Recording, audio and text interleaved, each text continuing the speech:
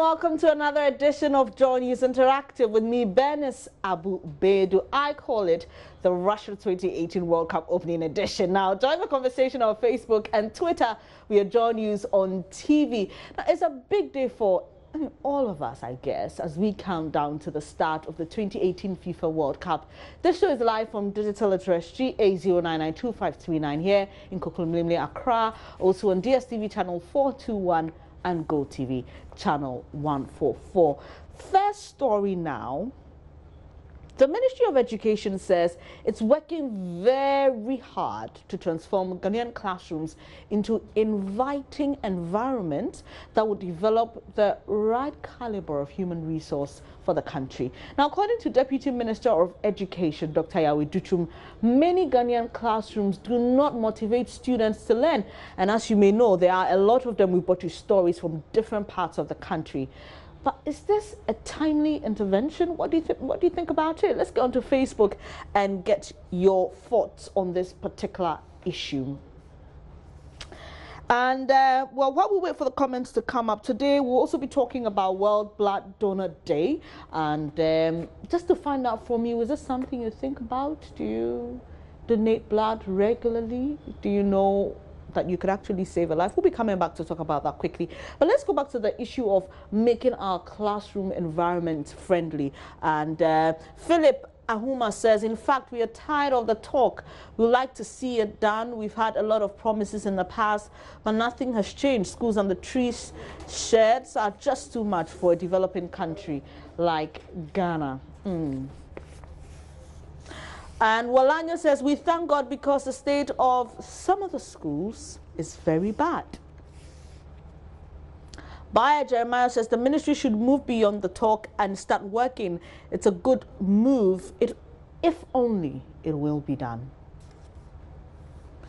And Chris says, at the age of 60, or at 60 years of independence, we cannot even boast of a common enabling education environment that will beef up the human resource to transform the nation. Our ailing economy in all aspects is caused by our so-called rulers forgetting that the future lies in their hands. I don't blame any political leader, but our colonial masters, he says.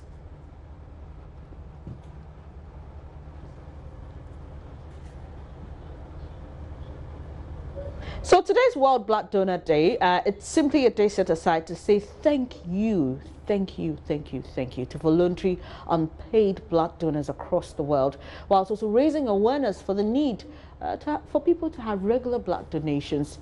How much do you know about your blood group and donating blood? Let's see what Sam had to say.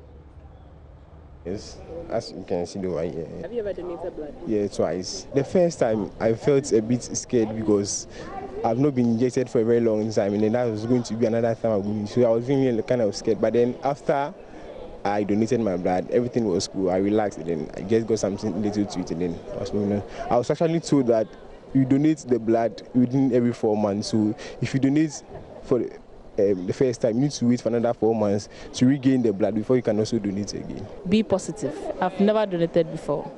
I think it's scary with all the injections and stuff. No, I don't think I can donate blood. To an extent, I think that it makes one feel dizzy, and that's why they give them the Milo and the milks and stuff, and I don't think I can stand that. I know I can save somebody's life through that, but personally, I think it's scary. Maybe I'm being made to believe that when you donate blood, when you are in need, they would actually return that same favor back. But there have been circumstances and instances where someone needs blood from the family, and then you get to the hospital, they'll tell you the blood doesn't match, come with someone, so the person would donate. The person comes, they take the blood, and they tell you are supposed to pay for blood because the person even brought blood does not match with the patient. So personally, I think they're not being fair, so there is no need or reason for me to actually donate blood, unless it is one-on-one, maybe a family member who is actually in need, and I think we both are of the same blood group and then can donate, then maybe I will do that. I don't know my blood type, and that is so unfortunate. When I went to do medicals, when I was entering GIG, the results was confidential, so I couldn't see it. So I think it would be great if I was offered the opportunity to be able to see the blood type I have. There was one time that I almost had an opportunity, but at some point in time I lost the courage because I felt I looked lanky and I wouldn't have a lot of blood in my system. So I was demotivated on that reason. I'm now convinced that it doesn't matter how lanky you are. That was the perception I had. So now if I get opportunity and I pass the test and I'm eligible to donate blood, I am going to do that. The process looks very scary. I just don't want to go through that process. Lying down in the tube with everything. I don't want to go through that process. I know my blood can save lives, but I'm also really scared, so I can't risk my life. Maybe one day, but I'm not ready. I'm O positive. Maybe also I've not gotten the opportunity to. With O negative. Have you ever donated blood before? Yeah, once. I nearly died. I won't do it again. I was feeling dizzy and all that. They asked me to relax and stuff, but still I was feeling that way. And they said in a way it was normal, but I was dying. Like, it was terrible. So I will not donate again. No, I don't. I know it's important to know, but sometimes I think I try to ask my parents, then maybe I forget or something. But I know it's important to know. I'm scared of needles, so I try to avoid needles. Now let's get onto Facebook to read some of your comments. And By Jeremiah says, I know my blood group, but I've not donated yet. Okay. And Sami Kujo says, well, I know, but I've never donated blood before. I'm just wondering why you haven't. This one says, I don't know, and I have to take part. Okay. I'm not too sure what you're trying to say. Maybe some omitted words.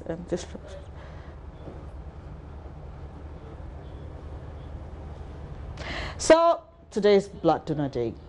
If you haven't donated blood before, you can just visit the website of any blood donation facility. There's one in Ghana actually, the Blood Bank. They have a website. You can visit it. You can learn more. You can donate blood and save life. We'll take a quick breather here. When we come back, World Cup all the way. Do stay.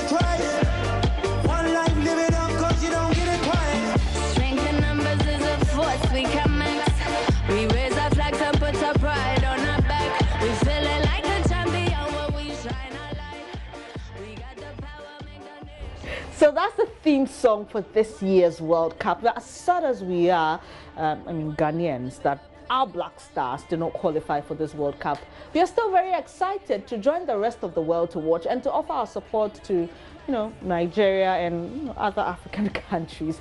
But we asked on Facebook who your favorite for the trophy is. See what we got.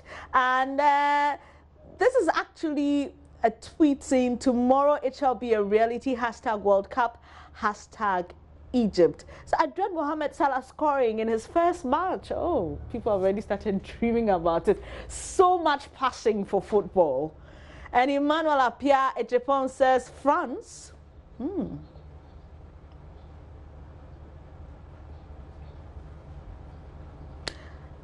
For Papa Abeka, it will be defending champions Germany. If it goes wrong, he thinks Brazil will win. But what do you think? You can get onto our Facebook page and drop your message. So for today's Throwback Thursday on Facebook, we asked you to tell us about your most painful World Cup memory. For a lot of Ghanaians like myself, it's that 2010 quarterfinal match between Ghana and Uruguay. My goodness. We can never forget that, can we?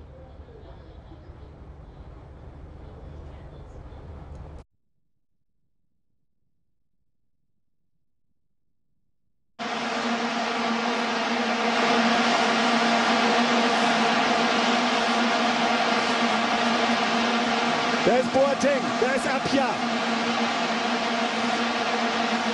Suarez zum ersten. Und dann ist da ganz klar das Handspiel nach dem Kopfball von Adidja. Die Hand von Luis Suarez verhindert Ghanas Siegtreffer. Die Folge: Rot für Suarez, Elfmeter für Ghana. Gian hat schon 2 geschossen. Gegen Serbien und Australien verwandelt. Einen links oben, einen rechts unten. Gian. Und er vergibt! Er vergibt! Schlussende aus. Was für ein Drama kurz vor Schluss. Szenen in den letzten Augenblicken. And this pain is as fresh as if it happened today, and a lot of Ghanaians will never forget this. Not to remind you of your pain, Asamoah Gyan. We know that you've apologized and you even, had a hard time getting over this, but we also can't forget because really painful. So for Throwback Thursday, what is your most painful football memory? We'll get your comments shortly here on Joy News Interactive. And Abdul says, I just can't forget the 2006 defeat from Brazil. All right, that was a bad one too. I nearly died. For 2010 against Uruguay, you passed away and resurrected. Woof. Sison says, I don't know what will have happened to me if an African country is able to win it. Raphael says Ghana versus Uruguay, Suarez hand block, and Asamoah Gyan's penalty he lost. Definitely, that would be a lot of Ghanaians. Be a painful memory for a lot of Ghanaians. Ghana versus Uruguay, and Asamoah Gyan. He sighs. Painful, isn't it? And Hope Siani says 2014, the whole show. Zizou's headbutt, yes, that one. Ghana versus Uruguay, Asamoah Gyan missing a penalty kick for Shaibu. Nana Kofi says Suarez baby jet. Put it simply, Suarez baby jet. Everybody should understand what he means by that. And Al Hassan says when Asamoah Gyan missed the penalty. Charles Kweku Abeku says Ghana versus Uruguay, Suarez handball plus. He calls him Brother Gyan. Brother Gyan's penalty miss. Also ends his message with a sigh. And Sibawe Haj says Asamoah Gyan missing that penalty. Yusuf Mustafa says sacking Muntari and keeping Boateng from the squad. That is his painful memory, football memory.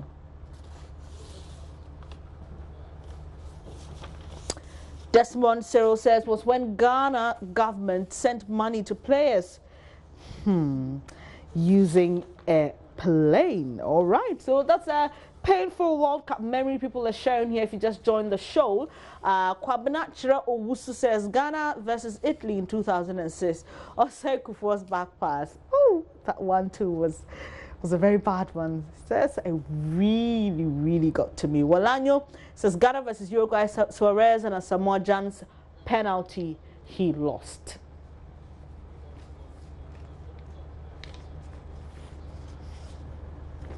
It's no surprise World Cup is trending on Twitter. Let's pick a couple of tweets. And Footy Humor says summary of the next 4 weeks. Russia 2018, me, everything else. And Real Ferdinand says it's here, hashtag World Cup opening ceremony day and route to Moscow, ready for 4 weeks with the BBC Sport team.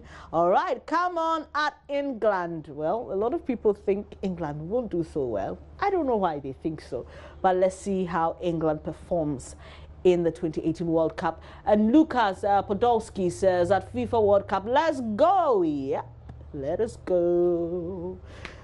Can Germany retain their win? And Rio Ferdinand again says nothing's been made for my hashtag notes. Actually, sorry, I missed that. Notes being made for my hashtag World Cup biz. Well, someone tweeting the World Cup, it has begun. And this says hashtag, it's here. Hashtag World Cup, it's here. Let's go. Has a photo of Messi. I can see Ronaldo. This is a Nigerian player. I'm not too sure. I think that's a German player. I'm not too clear.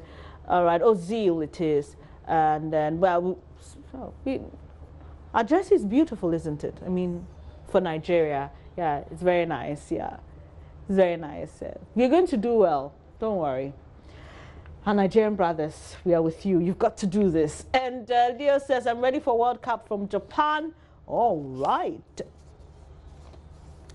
All right, German jersey it is. Okay, Kimmich, a player to look out for in the game. Super Eagles, yes, I'm bringing these home. Say amen, amen, amen. Someone says God doesn't answer these prayers. Who says? Who knows? Anyway, anything is possible. That's the golden boot, the golden ball, and the golden gloves. And someone says that's all going to be for the Super Eagles of Nigeria. Hashtag World Cup Day, the start of 30 days spent watching football, tweeting endlessly, arguing about nothing and everything. That's Michael Otieje. Hashtag World Cup. And this one says, I don't know if you're aware, but England won the World Cup. Lame. Cup of what? Roger. Oh, why is everybody on England's case? Give them a break already. And this one says, bloke near me on this train reckons the big teams are overrated and at least one of Spain, France, Germany, Brazil or Argentina will crash out before the semis. Clearly knows his stuff. Hashtag World Cup.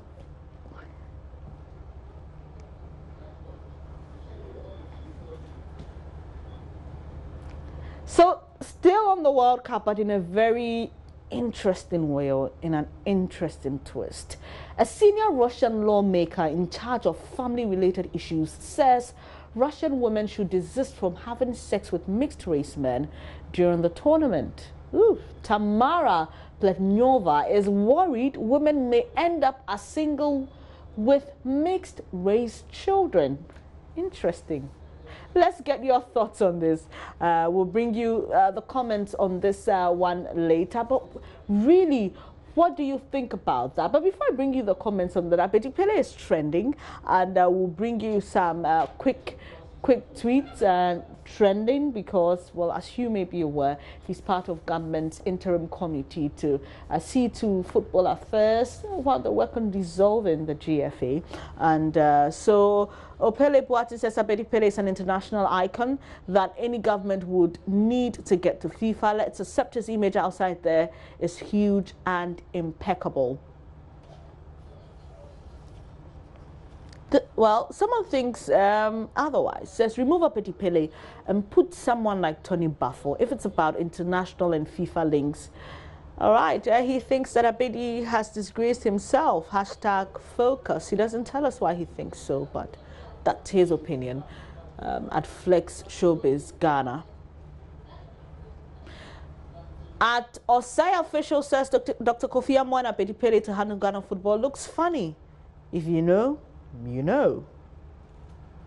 And this one says, man Abedi Pele, well, that's his opinion. He thinks that it's not too much of a good replacement for Kwesi Nyantakyi. He talks about Nanya FC because, okay, was it actually 23 or 31? I think it was 31-0. At Mauli_A_, that's his comment. And 230 says, why are these people being rude to Abedi Pele? He asks. He has a lot of influence outside Ghana, and that one alone helps his children secure teams in the Premier League, even if the team renegates. So Pele is a good choice. And Dubois says people are accusing Abedi Pele because of FC Nanya's match fixing. Yes, I'm sure you want to write a goal. But look at this positively. He knows how it's done. So he can catch everyone. That's why he's on the committee. Wow. At Chopper_GH.